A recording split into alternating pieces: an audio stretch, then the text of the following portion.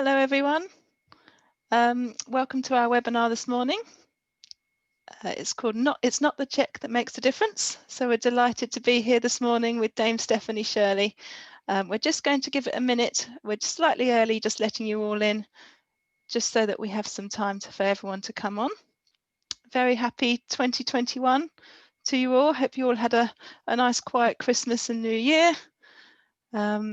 Certainly this team at Stakeholders have been very busy, and we're looking forward to a really fantastic year with lots of events lined up for you, and we couldn't be getting off to a better start than with our event this morning. So we'll just give it another 30 seconds. Just wait for a few more people to come in. I can see lots of you flooding in now, so that's really good. Do grab a drink and a comfy chair. We've got a nice chat coming up for you. We'll just give it another 10 seconds or so as a few more people join us. But yes, do get comfy. The event this morning will last about 45 minutes. So we should be finishing about 11:45.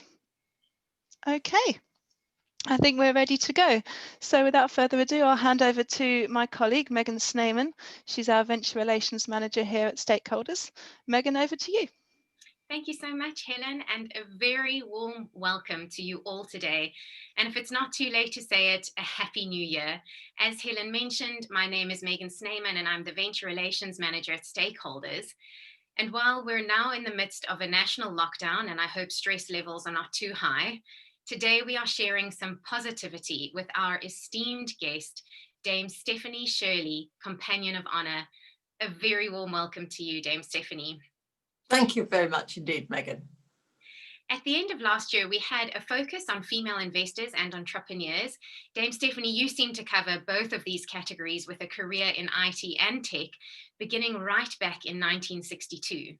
You started what became Xansa all those years ago, and in 25 years as its chief executive, you developed it into a leading business technology group, went on to serve on a number of corporate boards, and became a dedicated philanthropist. It would be impossible to list all of your achievements, as I'm keen to get stuck in and chatting with you. But to set the scene and how you came to be a philanthropist, could you tell us a bit more about your story, including how you came to be known as Steve? Right. Well, it's a long story. Fairly obviously, I'm 86 years old. Still going strong, at least I hope so. It started very badly in my life because I was a Jewish child in Nazi Europe and arrived in this country as an unaccompanied child refugee on what's called the Kindertransport. And it was very successful. Nothing really went wrong. I went to super foster parents in the Midlands of England. But it was a new family, new food, new nationality, new language, everything. And somehow that is very important to me today because I determined to make mine a life that was worth saving.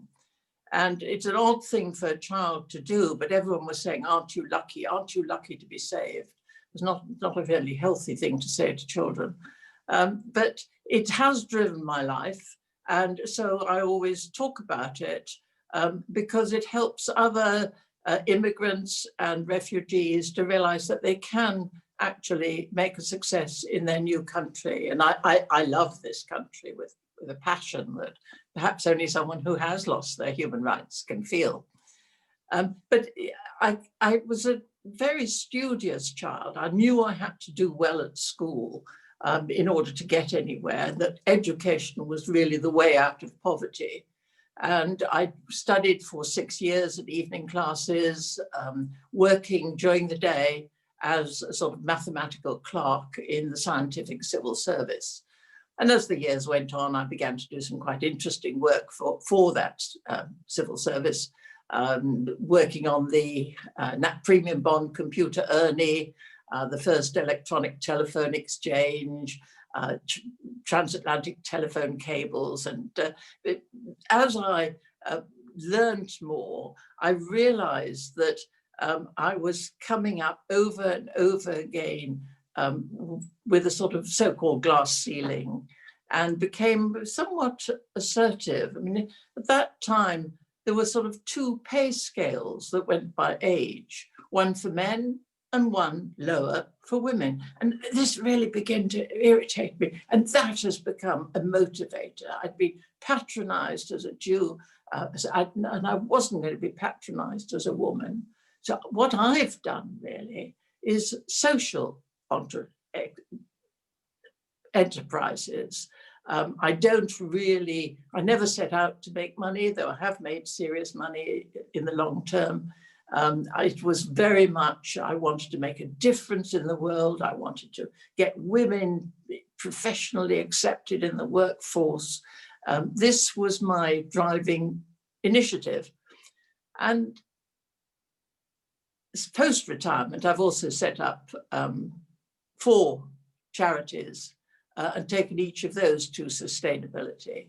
Because what I think entrepreneurs have to do is not just start things, but actually get them to a sustainable level and then step back and let others more competent to run established businesses take it forward. Is that an acceptable summary for you, Megan? It's acceptable, I'd say. Very impressive, a fantastic summary. And I'd love you to tell me more about Steve as well, because people call you Steve. Well, when I started in business, girls at that time didn't have a modicum of commercial training whatsoever. And I really expected the world to be to path to my door because I was clever, I was offering software services, which at that time were given away free with the hardware. So I was pretty optimistic. And what I did was look for advertisements in the general press for people searching for programmers. And I would write very carefully, beautifully typed letters before the days of email, saying, I'm not applying for the job, but I can provide programming services for you. I can get the programming done for you. And these went out at about 10, 12 a week to when I'd done the research and so on. And effectively, Megan, really got no reply whatsoever. They were ignored. And my dear husband, now over 60 years, suggested that I use the family nickname, not of Stephanie, but of Steve. And so I changed my mode of writing, the same letters to the same sort of people, but signed off as not Stephanie Shirley, that double feminine, but Steve Shirley. And surprise, surprise, I began to get some responses, I began to get some interviews, and I think I had a good story to tell. I began to get some work. So I've been Steve ever since. My goodness, isn't that incredible?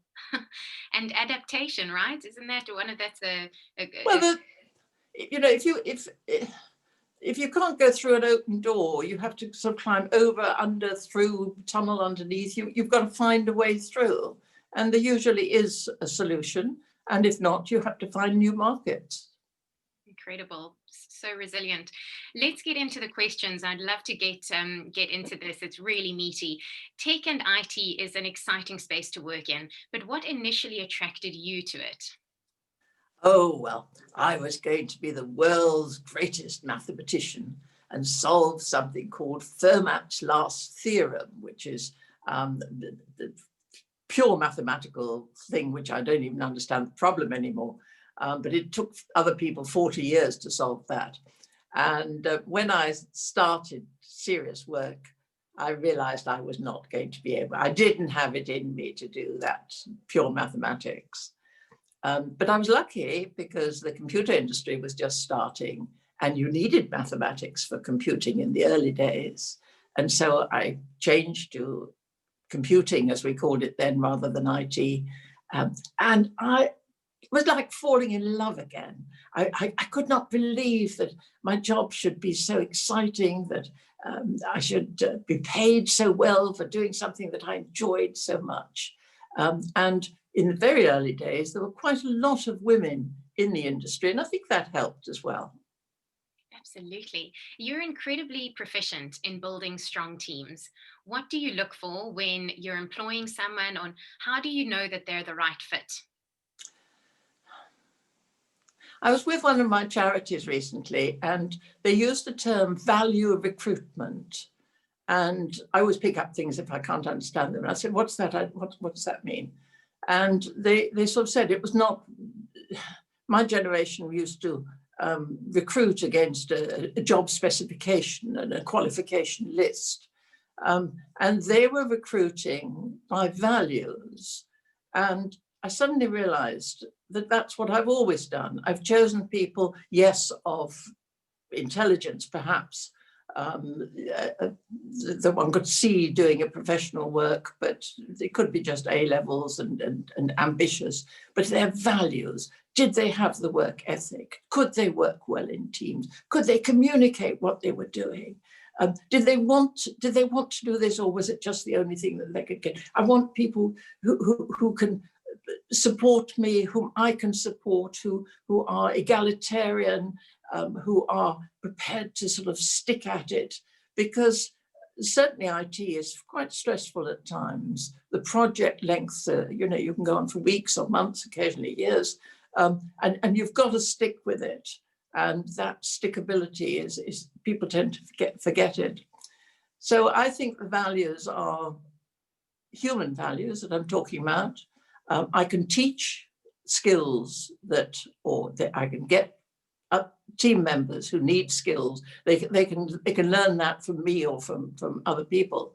But you can't teach values once you're a sort of a mature adult. I think they're fairly stuck. I call myself a workaholic. I love work. That's what I do. I'm told by my younger colleagues that this is no longer a fashionable word to use, that everybody else is much more interested in flexibility and agility and so on. But I really can't think of, you know, work to me is not just something I do when I'd rather be doing something else. This is what I want to do. Amazing to have found that passion and to be able to harness it so well. Your what you said also highlights the importance of EQ, I guess, when looking for people to join your team and in your company. Yes. Yes. So Steve, what was your management and leadership style as a business owner, and did it change as your business grew? Oh yes, it changed a great deal. I started off really sort of telling people what to do. And soon learned that didn't work at all. And I really had to listen hard to what people were telling me or what the customers were telling me.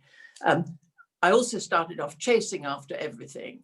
And that's not a bad thing to do when you've got the capacity, because you find other little pockets of market that you think, gosh, I could do that as well. Whether that links with that. Although everybody else always talks about focus, I always used to analyze the requests for work that came into us that we couldn't handle. And it soon became obvious that there were other areas that we could easily get into. My management style then began to be described as matriarchal, and they were not being polite. They thought it was very nasty to work as a matriarch. But I do look after my staff. In the early days, I knew which family had chicken pox, which family had measles. It was a question of teamwork to the extreme. It was, I'll help you this morning, Megan, and this afternoon I may be coming to you or several other people for help with what I'm doing. And as long as we have that joint desire to get the very best work done between us, it's great. As the company grew, and I must say, the more successful it was, the less I enjoyed it. But as the company grew, my style changed to a very corporate style. I was spending a lot of time with advisors and bankers and you know, going through the quarterly results and so And I don't think ever I made a good corporate person. I became a good figurehead for the company. And that's largely what I did in the later years. What I didn't enjoy was acting as the sort of role of last resistance when there were disputes and so on. People would ask Steve to come and help. I didn't really like that role. So it varied a great deal. But as with everything else, you have to stick with it. And I did, and my memories of it are great. It's 40 years or something I was with that company. I found it difficult when I eventually managed succession. That took me 11 years and 3 attempts to get succession successfully done. And so that's you can see how important that is for entrepreneurs to know that they do have to back away and at the same time can be responsible for, with the board, of course, selecting a suitable successor and training them and then standing back and letting them get on with it. I am honoured for having managed succession successfully, but I did not enjoy it. I did not find it easy. I found it quite painful and nasty at times, but I've done it. And of course, that leaves you free to do other things. And I've become a philanthropist, merchant, philanthropic, venture philanthropy is what I do really. I still start new things. Incredible. It seems that that's just in you, that entrepreneurial spirit and that, you know, the way you manage to adapt and change over time. How has the landscape changed for female entrepreneurs? Well, my generation of women, and I was not alone, of course, and we used to get together the top woman in computing, which was me, and then the top woman in law and the top civil servant, and we would sort of be a very nice network helping each other as women, as senior women with a bit of power already. But we were really battling against legal restrictions.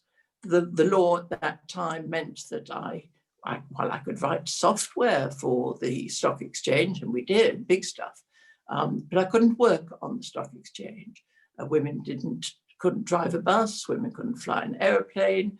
I couldn't even open the company's bank account without my husband's authorization. So it was really women as second-class citizens. Now today all that has gone, and in a sense it's easier, but the cultural difficulties remain, or some cultural difficulties remain. And they are more difficult to address because you can't grasp them, you can't enforce them. Building a good culture, whether it be as an entrepreneur, and I mean, I could talk for ages about how important values and culture are when you set up an organization, because the founders set it up. They set up that culture for many, many years. It's amazingly resilient. And after 40 years, I can still see aspects of my culture, very personal things that I've written in the company that took over mine. So it's quite, I've forgotten your question. What were we talking about?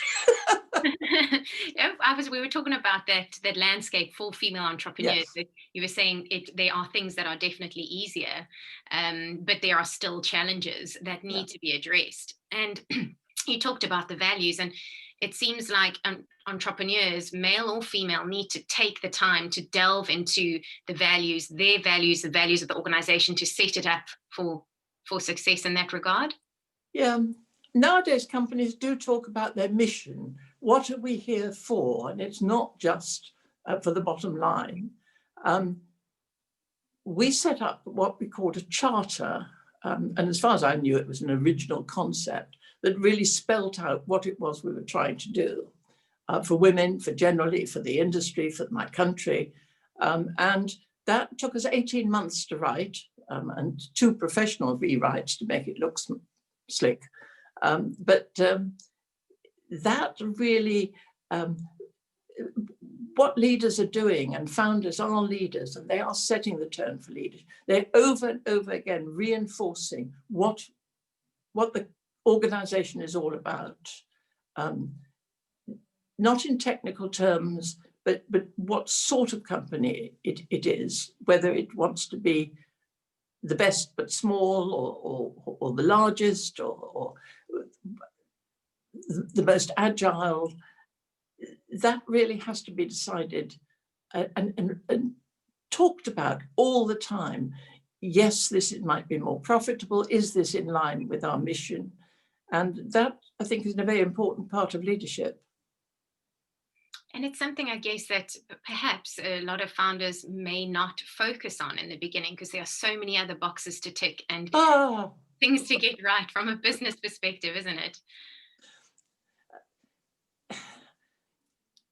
There were not enough hours in the day or days in the week, as far as I was concerned. Now, nowadays, companies start up with financing, which I wouldn't even have dreamed of asking for. I'm appalled, by the way, about how women have more difficulty in raising funds, because the ones that survive, the first wave of women that go through really have something special about them, I think.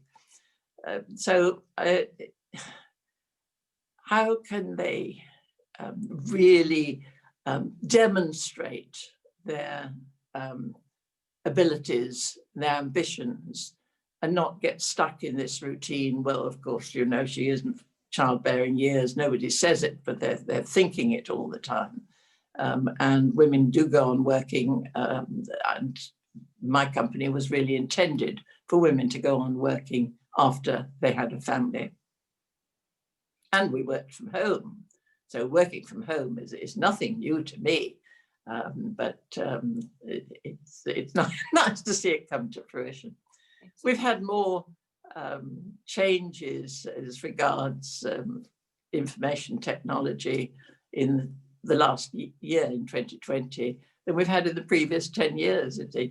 Necessity has really moved us forward from the technical point of view. So there are lots and lots of opportunities to really leverage today's problems into successful businesses. So, Steve, let's talk about the philanthropy then. As a philanthropist, how actively involved are you with the business? Do you have a say where money is spent, what direction the charity or the business should move in? What is your level of involvement? Well, I have given some restricted, I think of them as, I was going to say donation, but they're more social investments. And they're very clearly targeted for some purpose. Now, you can give that with a legal restriction. This money is to be spent on left-handed teacups or whatever it might be. And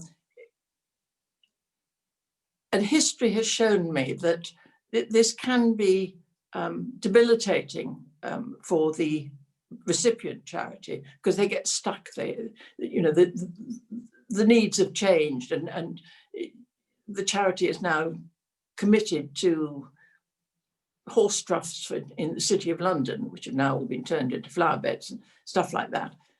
So I've never made any of my social investments as a legal restricting. They go accompanied with a fairly formal short letter saying that this is given in order to make such and such happen. And finishes off quite, I'm already sort of, if I'm going to fund something, it has to be part of the team. And I will sort of say, come back if you need anything else. Because I don't like in any way just giving without involvement. I don't get involved on the board. I don't take a board position. Many philanthropists do. And in the States, it is the norm for major donors to serve on the board. They can keep an eye on what's happening to the money and so on, but we don't do that a lot in the UK. I don't get involved. I set up, I suppose, the first board of trustees because there's nobody else. I, with that group, would set up the chief executive. What else do I do? I think I've become a sort of, not the friendly critical friend, which is what a non-executive director does, but rather more than, maybe it's more this sort of matriarchal thing. I'm clearly interested, I'm clearly involved. The big things that I can do for charities that I've set up or projects that I've supported is to make introductions, to publicize.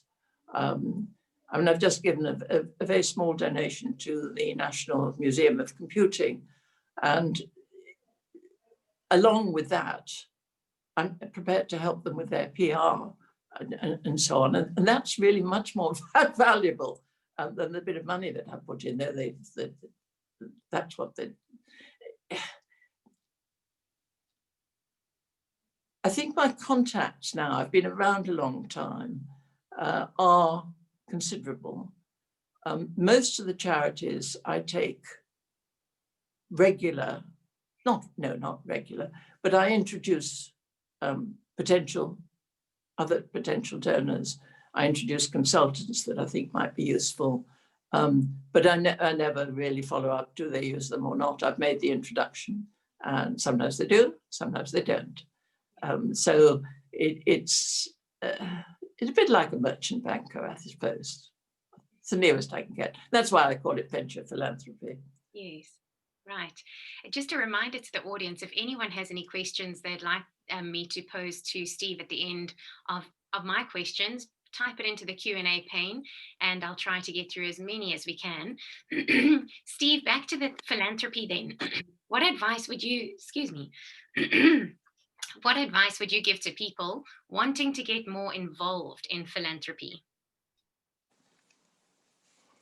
It's very simple advice.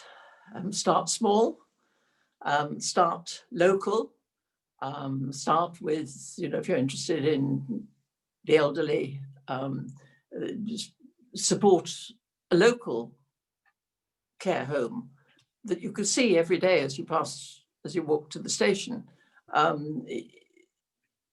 and see how it goes. How much do you enjoy it? Would you want to do that more? Would you want to do it bigger? Would you want to do something completely different? And most of us have had the first few donations we make are way apart, outside our mission.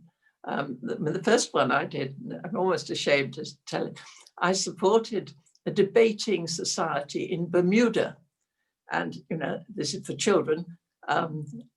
I didn't really know much about Bermuda. I don't know anything about debating, but I supported it because it was being run by an ex-colleague of mine, and I knew she was efficient and she was honest and it was worth doing. And she would inform me. Yes, that's the other thing that I really like. I like regular updates. How are things going? In the COVID, I mean, people are ringing, just to say we employ a lot of people. The charities together employ 1,000 people. So the staff sicknesses as well as other problems. But yeah. Thank you. I like that. Start small, start local. Excellent advice for people wanting to get involved. Yeah, the other thing is to do something that you're interested in, something that you know about and you care about. It's no good, as I say, for me to do that. It's ridiculous. And so after a few months, I worked out a mission. I was going to do projects that were researchified, that were not just more of the same, no matter how worthy, but they were going to be new things, they were going to be disruptive things, because that's the way I think, I suppose. And they were going to be things that were really made a strategic difference. So to support one care home, for example, does not, worthy though it may be, does not make a strategic difference. It maybe helps 20 people. What I like to do is the things that really are going to impact hundreds, thousands of people here worldwide, next generation. And I try to think long term and think as an internationalist. Okay, thank you. So for our investors online today, Steve, what is the most important question to ask when looking to back a new venture? Well, you might guess that I'm going to say disruptive. Is it something new? There's no point in just doing, another version of something that already exists. I think it has to be different. It has to have the phrases in my generation were USP, unique selling proposition, something that's different. And founders themselves have to distinguish themselves by their bearing, by what they write, by what they say, by who they deal with, so that it can be anything from having pink hair to always wearing a grey suit and never varying it, or having magnificent ties.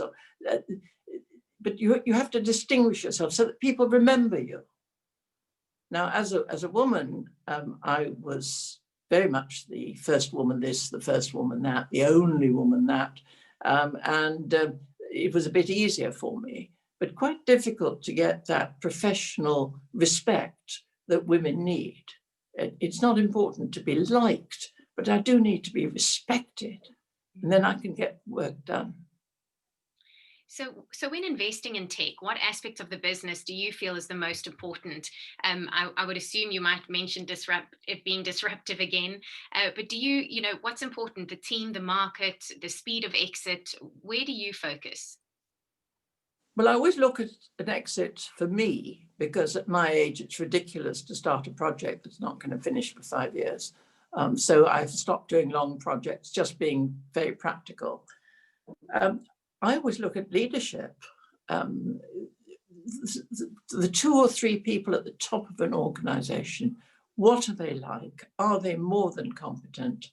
Can I work with them? Because as I've tried to explain, there is an ongoing relationship there. I want them to come back to me if there are problems. I want them to tell me when there's successes and so on. So I will always look at the individual leadership as part of the team, perhaps. Yeah, that seems to be a common thread among investors.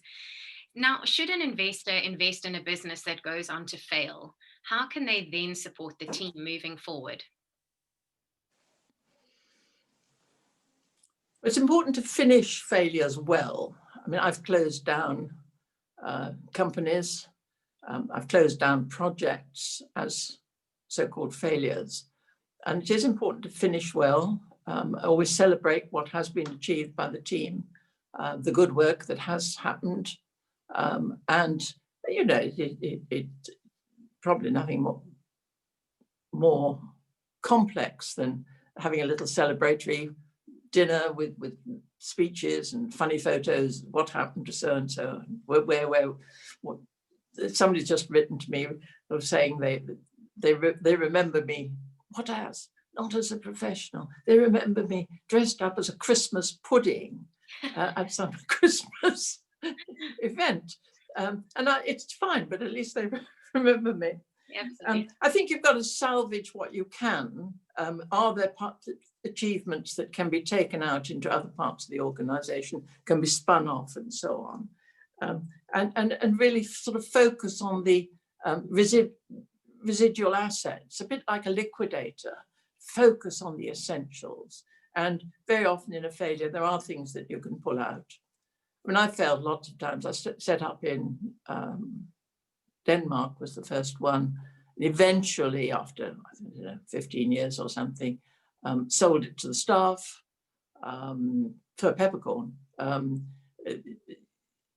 Set up in the Netherlands, and that I sold to a client eventually, because it just never seemed to fly, and it took more management effort.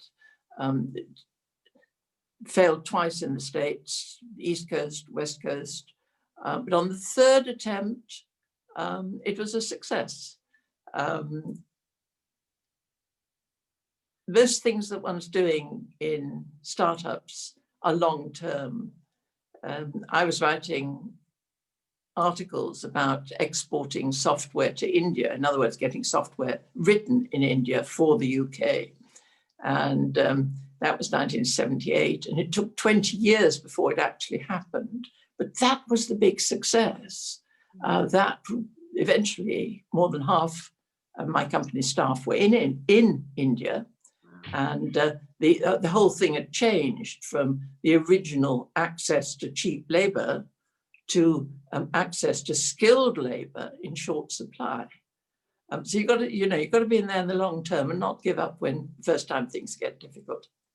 Thank you. I've got 2 more questions, and we've had some interesting questions come through from the audience, so I'd love to get to those. But before we do, what is the most rewarding part of being a philanthropist? It is just this business of feeling I have made a difference. I have made this happen for somebody 50 years on, or for somebody next week. To make a difference, to feel that you have earned your place in society, to me is very important. And I don't really feel much apart from that. Have I made a difference? Have I made the world a slightly better place than I found it? Thank you. Last question then. Your lockdown project was to release a new book, so to speak, which is a collection of your favorite speeches. Can you tell me why this book means so much to you? Well, it's a very beautiful book. Let me show it to you. It really is very handsome. Golden book, super gift for associates and business circle. But it encapsulates so much of what I've done over the last 40 years, when I've been speaking internationally in the States, or in a little chapel in Oxford, or talking about philanthropy, or building a woman's company, or women in society generally. It's not a memoir, but when I got them all together, I realized how much of my life and personality are in that book. And of course, it was my lockdown project. What would I have been doing all that time if I hadn't been beavering away on that? It sounds truly fascinating. Thank you, Steve. We've got some really interesting questions that have come through from the audience. So I'm going to delve right into them. What advice would you give entrepreneurs as we enter 2021?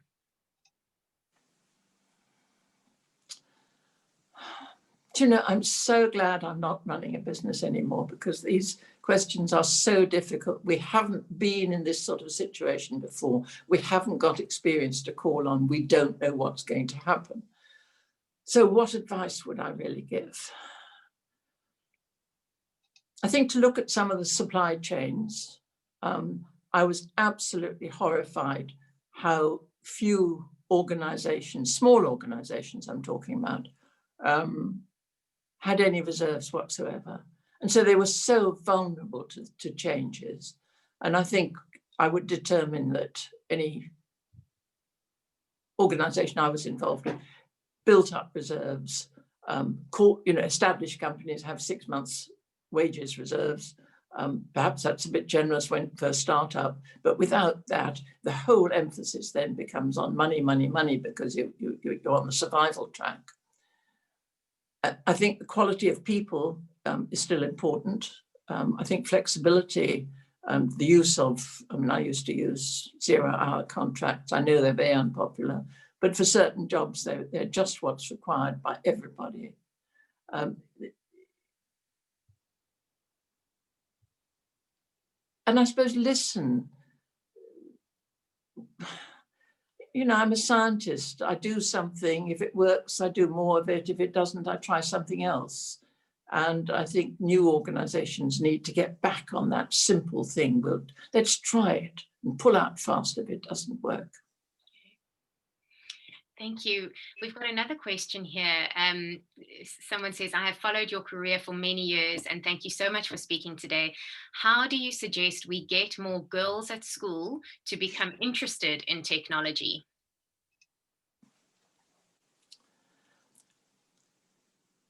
Well, the divergence of girls' careers from the boys, it seems to happen in the early teens, 12, 13, 14. So what has to happen is very much below that age or at that age. Co-education doesn't seem to help. Doing things remotely, which is anonymous for women, you'd think would help, but it doesn't. I don't have an answer, and so it is a question of always, as I say, trying things out and seeing if they work. What does seem to work is a sheer attack on the stereotypes that one university, Durham University, for example, had set out only 2 or 3 years ago that it would get women studying the science and STEM subjects. And then it did everything, every opportunity that they could to do that, and publicized it. And within a couple of years, they've got they've got 49% actually, female studying the science subjects. So it's that determination to really make it happen. And it's not just schools, it's not just the employers, it is really a cultural thing. I wish I had a proper answer for you. No, that's fantastic. And even you've given me some thoughts. I've got 2 daughters myself, and it's something really important as they're growing up to you know, as you said, really be so steadfast and attack those areas and give them opportunities. So absolutely. Another question then, what is your view of quantum computing? Is this the next major computing frontier? Oh, well, this is an easy question for me to do because I'm going to I know nothing about quantum computing, and I will leave it to you. Well, neither do I. So that makes 2 of us then. All right, then the next question. Very inspirational and informative discussion. Love hearing from Dame Stephanie and hugely respect her work. What was Steve's biggest learning in 2020? I haven't been asked that before. Biggest learning in 2020. I suppose the reminder of how interdependent we all are and how one business going into difficulty sends waves throughout the sector or throughout the locality, depending what it is.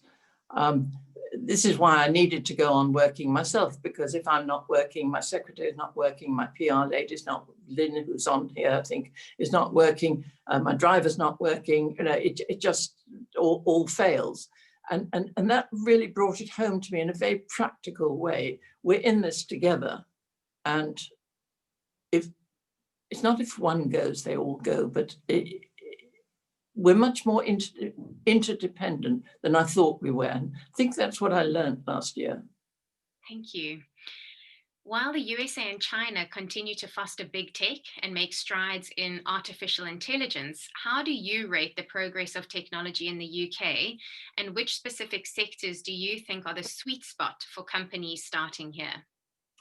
Right. Well, my knowledge of the UK industry is minimal, so I'm going to skip that.